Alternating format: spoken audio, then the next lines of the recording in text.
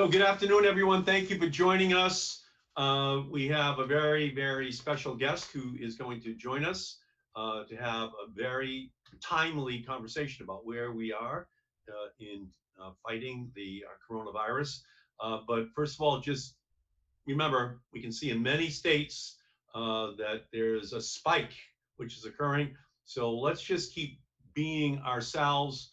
Let's self-distance. Let's protect all those essential workers who are out there. They cannot Skype to their jobs. They're out there taking risks and potentially getting exposed to this disease and having their family members get exposed. So let's take care of them. Let's make sure that we protect them as they try to protect us.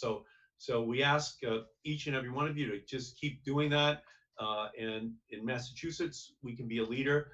Because I think many other parts of the country still have a lot of lessons to learn. And unfortunately, we have a president who is giving them permission to not do the right thing. So we thank you all for joining us. And tonight we're joined by Ron Klain.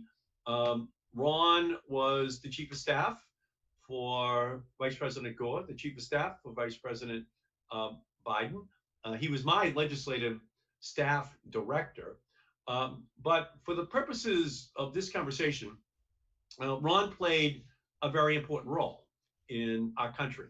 And that was when the Ebola crisis hit, that President Obama named him to be the czar, to be in charge of dealing with that issue from the public health perspective of the United States. And he did just an incredible job in partnering with the military, partnering with our public health community to put together a comprehensive, smart prevention program, intervention and prevention that really minimized ultimately the consequences that disease could have in fact inflicted upon the United States and the world.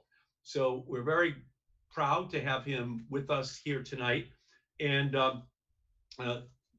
we know that the president did get rid of the Global Health Directorate or the Global Health Czar at the National Security Council. I'm joined by the man who led the effort to institute the program that would create a Global Health Czar after serving as essentially that role in the Obama administration.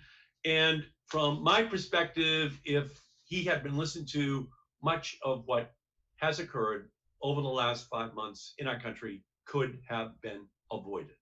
So, Ron, we thank you, we welcome you, and I'd love to just get your insights into where we are right now, and how you view these governors in red states predominantly, but not exclusively, giving permission to people to do things which are absolutely uh, showing up a couple of weeks later in a spike in these in coronavirus cases and ultimately deaths.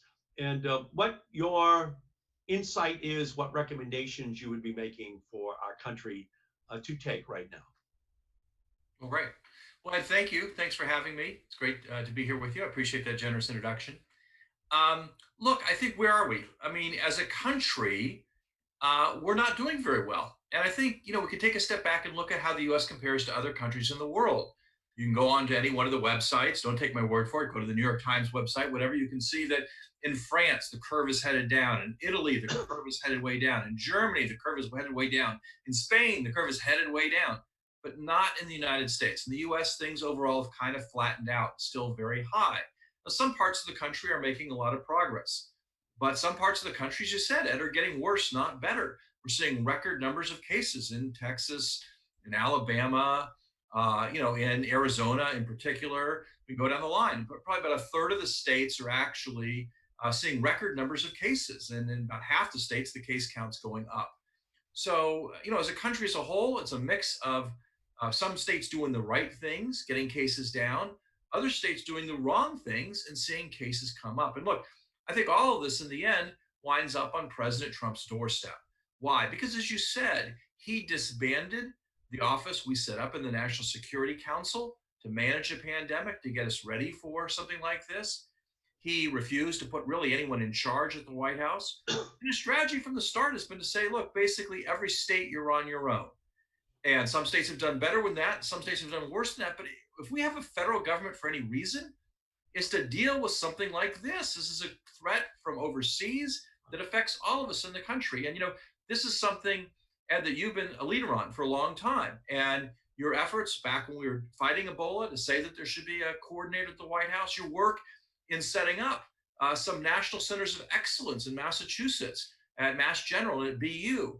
Those are great resources that have been incredibly useful in the fight against coronavirus and have saved lives in Massachusetts.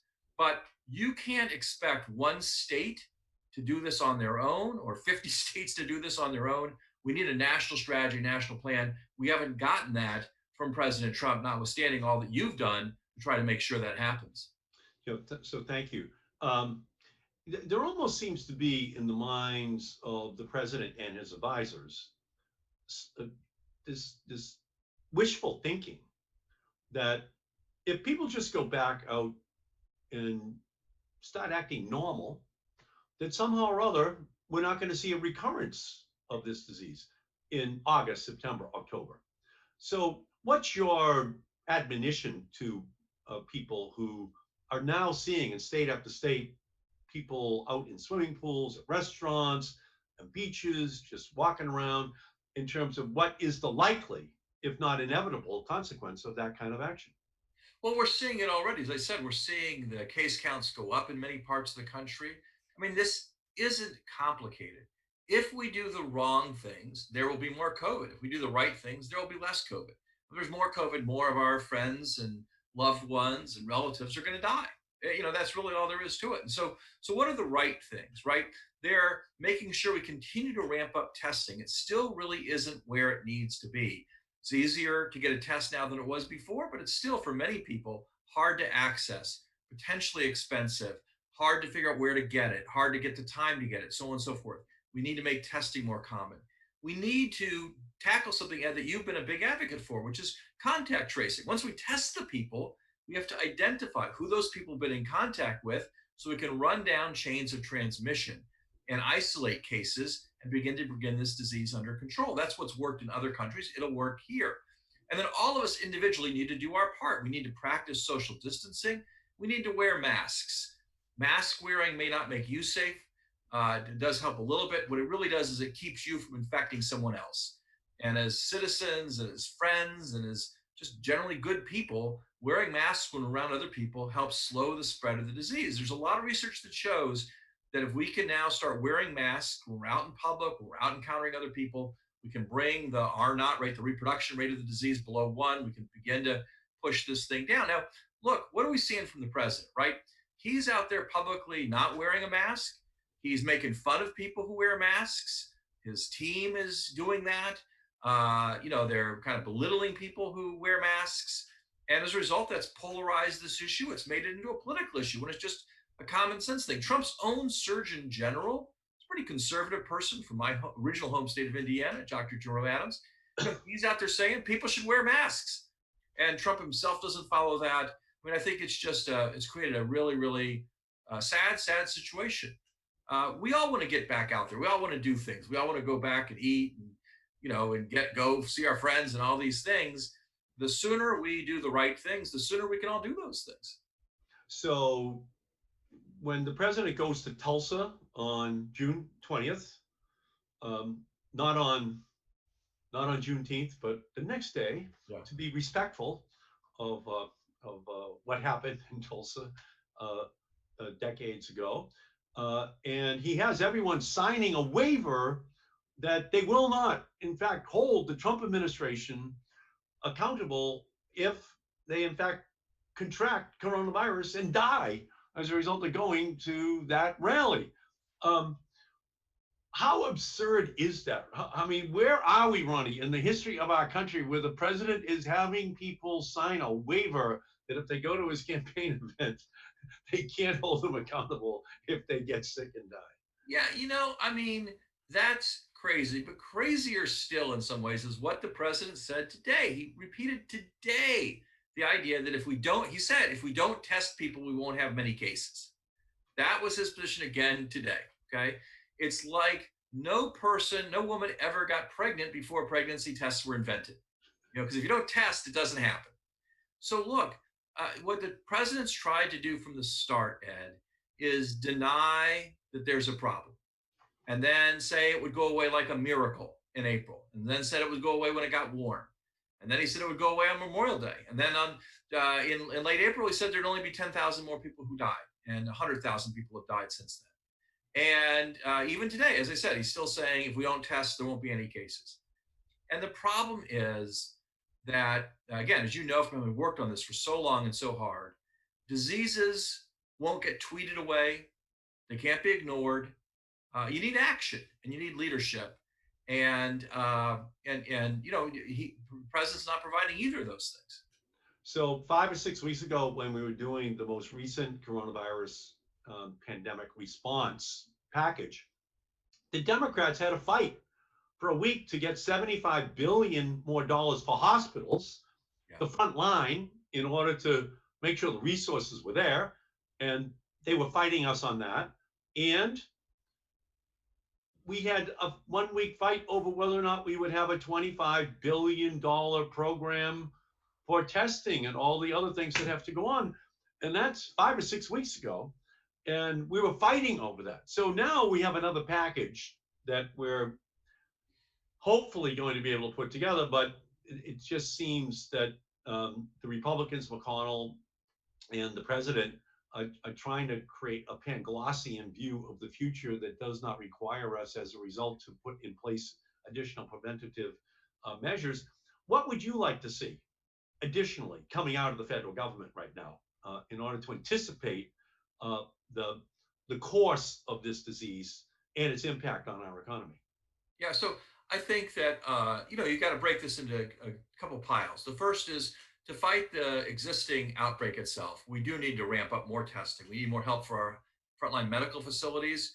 We still have hospitals that are facing increasing numbers of cases. They don't have enough protective gear.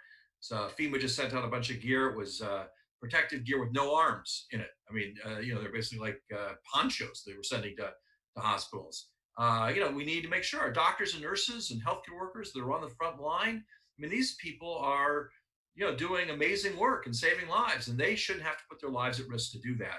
So we need to ramp that up. We also need to make sure we're protecting people who are working on the front line outside of the healthcare arena. You mentioned them at the start of this, Ed. We got people working in grocery stores and meat packing plants and, delivering packages and all these things that make it possible for you and I to have this conversation on Zoom, and those people deserve protection too, a different kind of protective gear than medical workers, but they need appropriate masks, they need appropriate gloves and other kinds of protective gear to keep them safe as they keep all the rest of us safe. And we need to invest in that. We need to really ramp up testing. We need to really ramp up contact tracing. We should have a massive contact tracing core like you and others have called for to really make sure we're tracking this down. On the economic side, I think we need a couple things. I mean, one, we absolutely positively have to give businesses, and particularly small businesses, the advice and the help they need to reopen more safely. I mean, I talk to small business people all the time. I'm sure you do as well, where they say basically, I want to do the right thing. I want to do the right thing by my customers. I want to do the right thing by my workers, but I just really have no idea what it is. No one tells me. I hear all this confusing stuff. The president says something different every day. Bleach or hydroxychloroquine or whatever. And so I think we need to give them common sense, straightforward guidance that they can understand and follow. We need to give them help to do it. I mean, small businesses trying to reopen can't barely afford to pay their rent, pay their bills, and now they're supposed to buy masks and gear and plexiglass to keep the. I mean, that's something the government should help those people with and help people reopen safely, get them going. And then, of course, we need more economic aid. We definitely need to help the workers who still don't have jobs. We need to help the small businesses. And of course, President Trump is talking about a big tax cut for wealthy people as the solution here, or even a payroll tax cut. I mean, if your business is closed, if you don't have a job, a tax cut's not going to help you. It's not going to get your business open. It's not going to get you back to work. So, we need help for the people who are really hurting right now. So what is your fear, Ron, about reopening too quickly in terms of it having a boomerang effect and in fact setting back Yeah. all of the progress which we've made by being careful here in the initial stages? What is your concern in terms of this maybe just winding up with another spike, but also a deepening of the depression, a deepening of the impact? Because in a lot of ways the Republicans are saying no more unemployment benefits after July 31st. Get that out of your mind. No help for cities and towns to keep teachers working and to keep public safety people working, to keep healthcare workers working in the cities and towns across the country. So if this thing returns and that funding is not there, we could see a dramatic spike in the unemployment rate, but we know who will be hit by it. Mostly, it'll be blue collar and poor people who will have their jobs be jeopardized. Yeah, I mean, what's strange about the attitude the president has taken about this, which is to reject the simple public health measures of mask wearing and social distancing and to try to deny the kind of assistance that we need for our businesses and whatnot, is that he's making everything worse, even the things he says he cares about. If what you really want to do is get the economy going, you need to have people wearing masks and practicing social distancing and not reopening things that shouldn't be reopened yet, like highly crowded places like movie theaters and things like that. You need to take it easy, because if you do the wrong things, of course, we're going to have horrible healthcare setbacks. We're going to have horrible economic setbacks too. People may go out to a restaurant once, but if they go there and they get sick, that's not great for the long run future of the restaurant industry, and we can bring people back to work, but if when they come back to work, they get sick, that's not great for the long run future of our stores and businesses and whatnot. So there's a reason to do this the right way. We can begin to reopen parts of the economy safely, but we have to do the things the right way. We have to do the things with the appropriate protections for workers and for consumers, with appropriate rules around that, and with support for the businesses that are really struggling to do that. I mean, I just think that there are so many small businesses out there that have taken a big hit because of this. And now they're trying to get open again. And they're going to make less money because of social distancing. They're going to have fewer tables in a restaurant, or the tables outside, or whatnot. And then they're supposed to pay on top of that for the protection for their workers and for, plexiglass, all these things. It's all a lot on them, and we're not giving them the help they need. And they should get the help they need. I mean, these are good men and women who are the kind of the core, the backbone of our communities, and they need the help they deserve to open safely and to get people back to work and to keep their customers safe. So I was over in Roxbury yesterday, which is a minority, mostly African American section of Boston, and I was over there meeting with separately 3 restaurant owners, uh, and they each very much want to make it through. They One of the restaurants started in 1947. Mm. One started in 1957. By the way, Ron, there's only 8 liquor licenses out of the 1,200 liquor licenses in Boston go to Roxbury. 8. Mm. So these are pretty special institutions in the community. They're gathering places, and even today, they're not quite certain how the small business program is going to operate in terms of whether or not the loan will turn into a grant, whether they can run the risk of actually taking the money that then would so tie them down like an albatross that they could never pay it back, or is it going to turn into a grant and they should take the risk right now and bringing people back. So this just comes to a point where it's ambiguous. There's no clarity. These are smaller businesses. They're not a 500-person small business. It's Yeah. 20 people.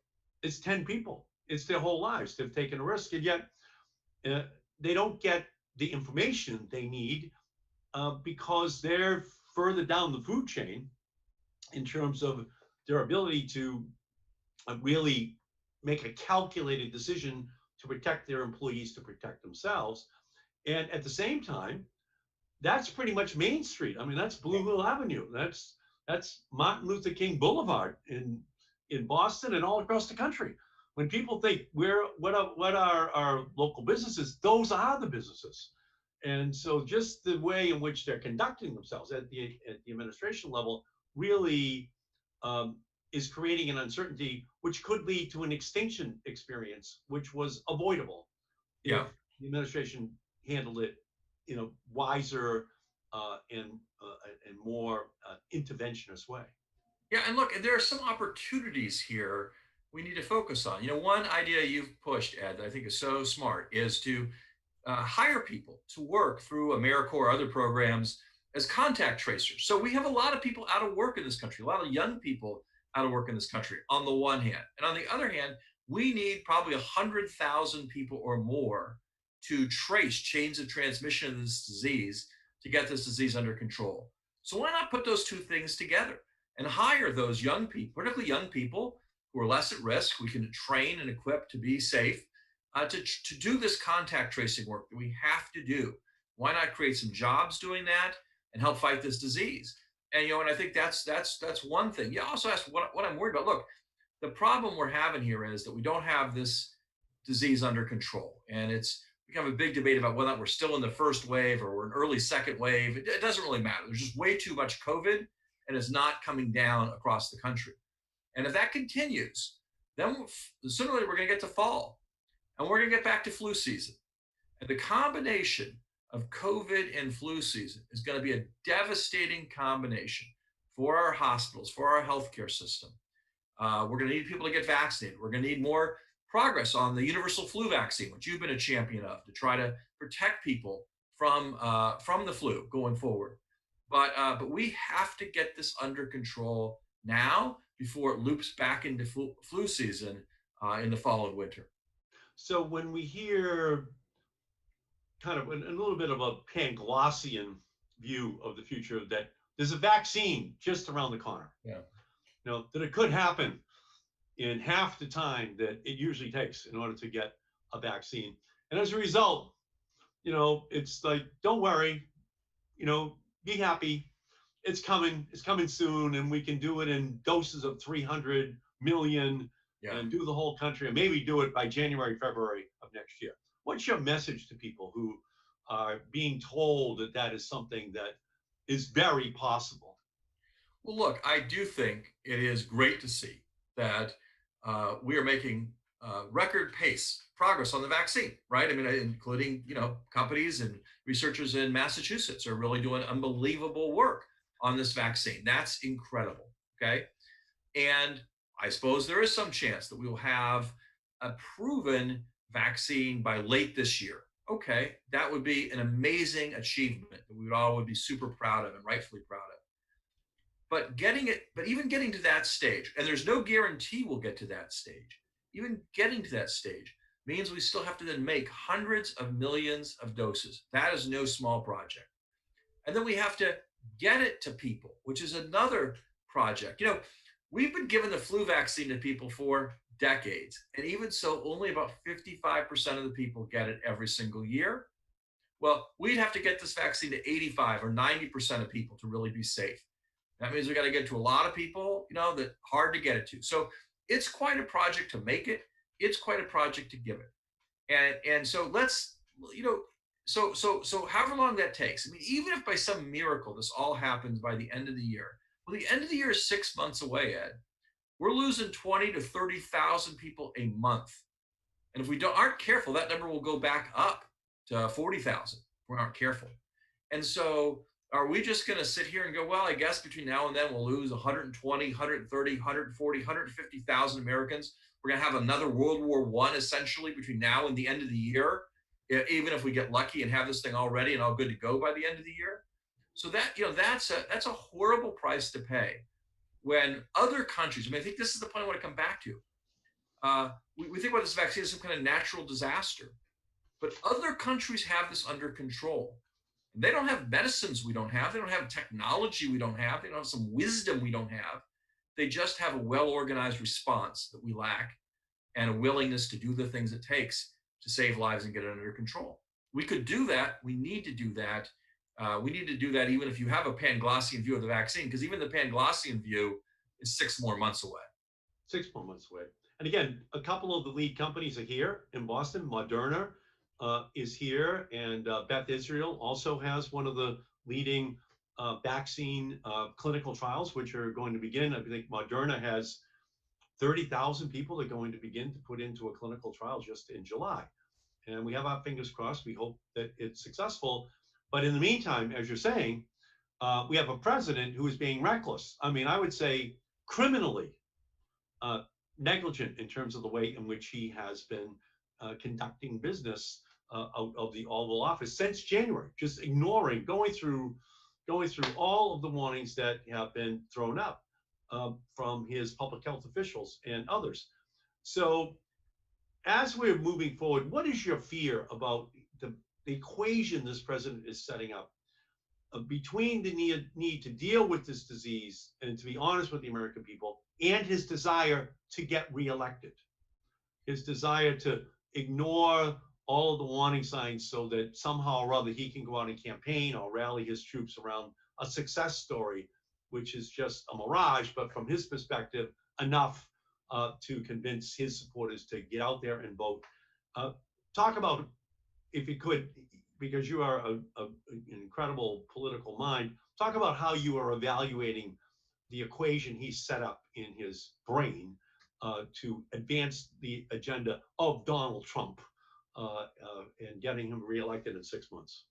Well, look, I think that, as you say, I've been involved in politics. I'm a partisan, but I've always believed that fighting diseases shouldn't be a partisan issue. And I know a lot of the work you've done on this, Ed, has been very bipartisan as well. You're a hard fighter for progressive causes and liberal causes, but a lot of the work in this area is not really left, right, or partisan. It's something that people should come together on. And and I think the challenge here, the sad thing here is that President Trump has just refused to accept any of that. He's just polarized this and politicized this from day one. When his own people, let alone the warnings you were giving and others were giving, Democrats were giving, but when Republicans, people in his own administration came to him in January and said, hey, this is a real problem. We need to do something about this. His perspective was, look, I care about the stock market. The stock market needs to stay up. If the stock market stays up, I'm getting reelected. So he basically tried to deny that it was a problem. And then when Dr. Nancy Messonnier, a 30-year career official at the Centers for Disease Control, served Democrats and Republicans alike, she went out in late February. She gave a warning and she said, hey, I'm telling my own children, get ready for a major event here. We need to get ready for this. It's going to disrupt our lives. The president went out the next day, told CDC officials he wanted her fired, backbenched her, didn't let her speak in public, silenced her. And that sent chills throughout the whole system. If the top respiratory illness official at the world's leading public health agency can be silenced for speaking the truth, well, why should others speak out? Why should others speak up? And that's been the pattern throughout this entire thing. And that, again, this shouldn't be a partisan issue. This should be something where, and we've seen it, like a lot of Republican governors have worked very hard on this. They work closely with Democratic governors, with regional groups that involve both Democrats and Republicans. There's nothing about this really that should be partisan that way.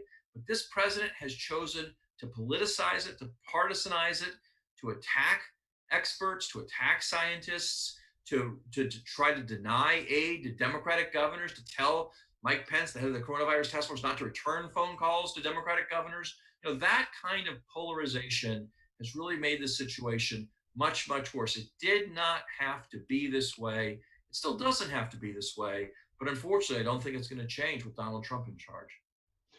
Yeah, I agree with you. And it's not likely to get better because it's pretty clear that Trump is really trying to open racial divides in our country, not close them. And we see it through both the pandemic, where we can see who is most impacted: Black and brown people, immigrant community, people who have to go to work, people who have underlying healthcare conditions because of a whole history of imbalance in terms of who gains access to our healthcare system. And then you have George Floyd on top of it, once again pointing the spotlight at the systemic racial component to our healthcare system, educational system, economic system, and criminal justice system. And it's pretty clear he's now using that as his wedge to drive up a response amongst white conservative voters. But it's going to cost, like you're saying, potentially hundreds of thousands of lives in the long run if he just seeks to gain a narrow personal political advantage for himself. And I don't see any prospect for this ending. I think he's channeling some combination of George Wallace and Richard Nixon in 1968. Almost impossible to believe that alchemy could come together in one human being, but I think that's who we have. And he's playing that card. Yeah. So that's a scary place to be in, don't you think, Ron? It is scary, Ed. And what's, as you said, I mean, we've seen so far is the tragic toll, the disproportionate toll that COVID has placed on communities of color and the immigrant communities and all the groups you mentioned. And certainly they've paid, had a heavy burden, in part because of the systemic inequality of healthcare access, and in part because many of these men and women have these frontline jobs. They're the ones who are the essential workers. I mean, they're in some of the least paid jobs in America, but they were the people who had to go to work during the middle of COVID. It's just this complete irony about our society that these people are essential and at risk, but underpaid. And so we've seen that all play out. Now, what's really, I think, true of so many of Trump's policies, and COVID is just a kind of a magnifying glass for all his policies. A lot of things that's been true all along, all of a sudden intensified and brought into sharp relief. First, there's this huge impact on people of color and immigrant communities, no question about it. But as the disease begins to spread into areas where it wasn't before, into more rural areas, it's Trump's own voters themselves who are going to pay the price for Trump's policies. And I think that's been true all along on the economy. It's been true all along on a lot of his broken promises in terms of infrastructure and other things. And now we're going to see it on COVID, as the people who cheer the president on are the people whose states are now seeing rising numbers of cases.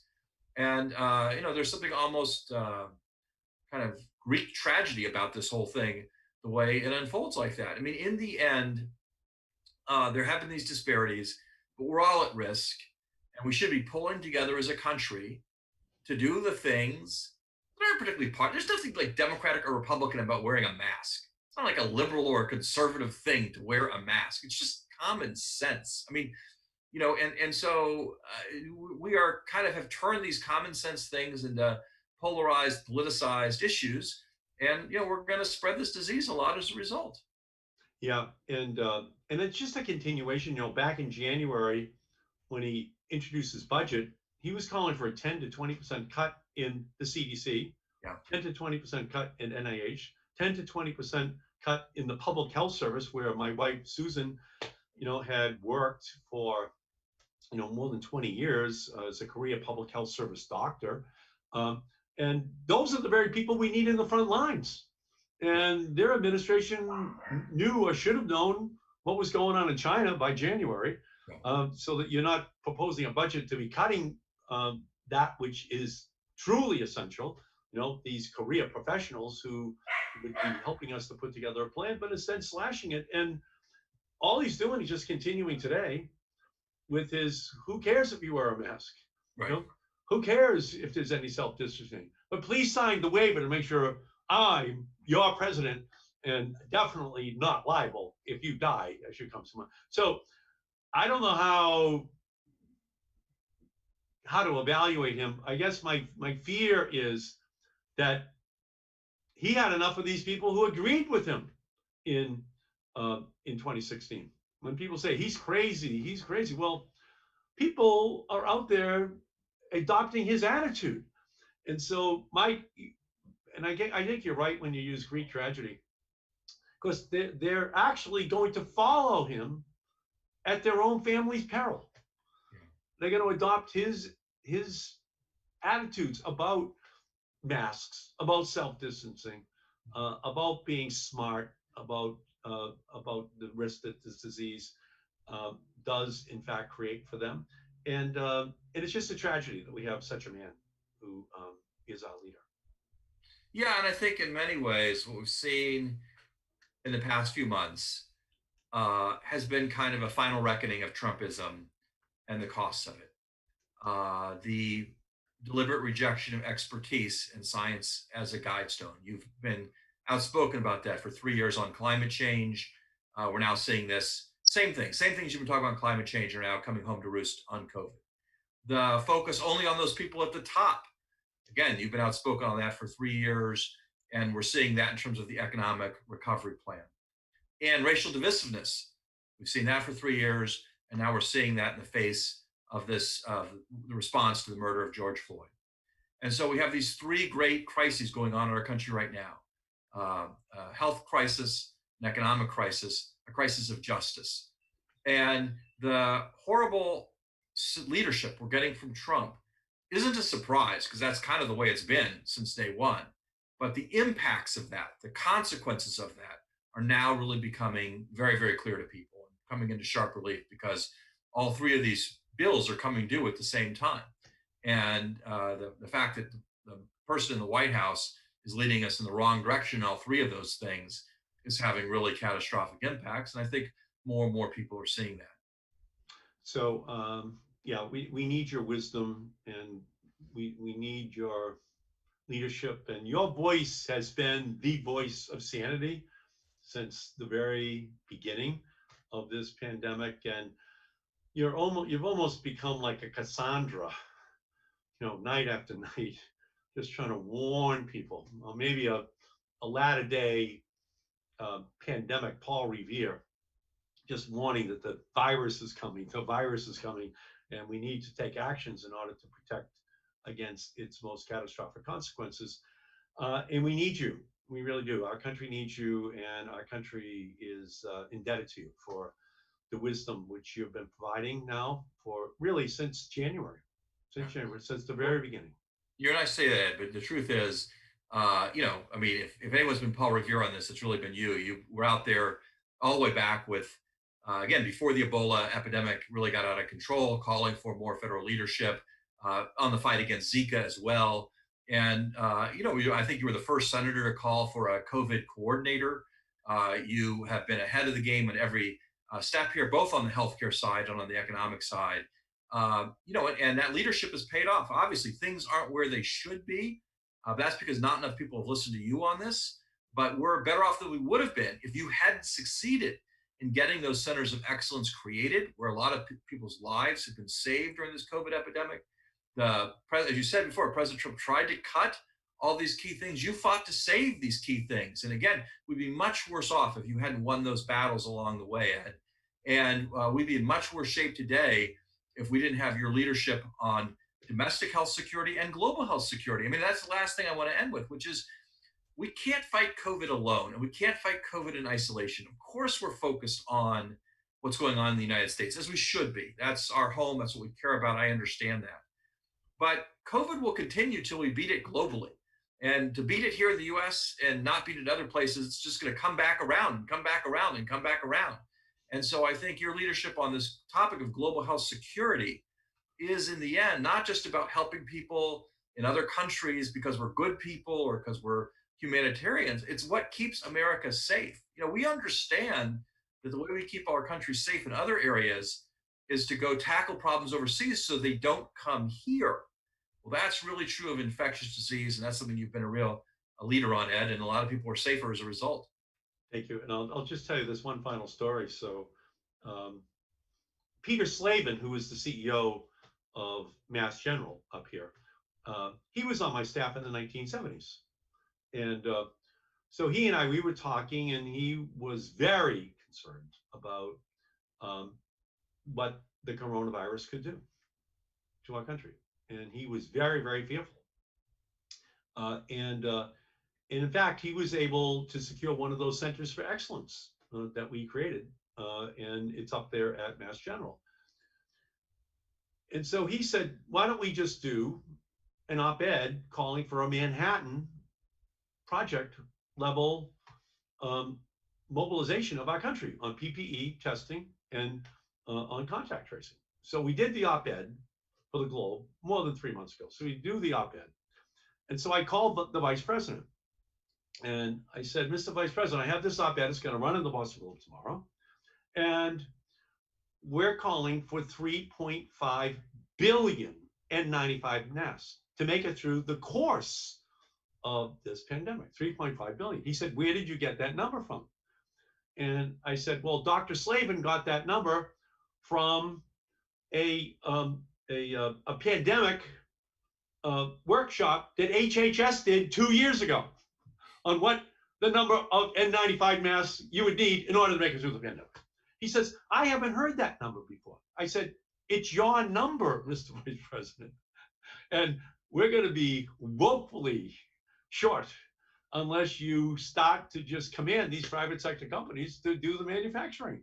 I keep seeing you say, Apple's giving us 1 million, or another company is giving us 2 million. The number is 3.5 billion, Mr. Vice President. You should invoke the Defense Production Act. So he says, I'm going to talk to the president about this. So the next day in the afternoon, the president invoked the Defense Production Act. And it sounded great. I was kind of proud of myself. And then the next day, the Chamber of Commerce called the president and said, you're not invoking the Defense Production Act. We're going to respond. Don't worry about it. It's all under control. You have all of these, people who are chicken littles, and, it's where we got it under control. So that's the real sad story, that the warnings were there. You were an expert. You were warning them. Others at HHS had done other studies. The warnings were there, and they just went through the red lights. They just refused to listen to the wisdom that had already been aggregated. So I thank you, Ron, and maybe you could just give our audience maybe just your closing thoughts, your advice or your insight as we're here with a president who continues to act irresponsibly. Well, look, I think, first of all, we all have to do our part. I mean, the government should be doing its part. It's not, but we all have to do our part. And that means staying as safe as possible, engaging in social distancing, wearing masks when we're around other people, washing our hands, using sanitizer, all these things that seem tired and kind of over-reminded of, and almost like a kindergarten teacher berating you, but really will save lives and help stop the spread of the disease. We all have to do our part on that. But our government needs to do a better job of doing its part. And Ed, you've been a leader on this. You've been trying to push things in the right direction. But we really have to continue to keep the pressure on the leadership at the White House, in the Congress, to do more. The Defense Production Act, Ed, you were one of the first senators to call for invocation of it. It's not like President Trump doesn't know how to use that. He used it 600 times during his presidency. He used it to buy body armor for Border Patrol guards at the Southwest border, to militarize the Southwest border. There was no problem using the Defense Production Act for that. To make N95 masks to protect our healthcare workers, protect our doctors, nurses, protect those frontline workers. We couldn't do it there. So we should demand more from our government. We should demand that people follow your leadership on this, and then we should do what we can as individuals to try to keep ourselves, our families, our communities, our businesses safe. Thank you, Ron, and Ed. thank you for your great leadership and your friendship. And to everyone out there, listen to what you just heard. Wash your hands, wear your mask, and ignore the president. He's an idiot. He's a racist idiot, and we should just ignore him and try our best to message, to those people who we care about, that they listen to the advice which Ron just gave us. So thank you, Ron, and thank you to everybody out there. Please stay safe and self-distant. Thank you, Ron.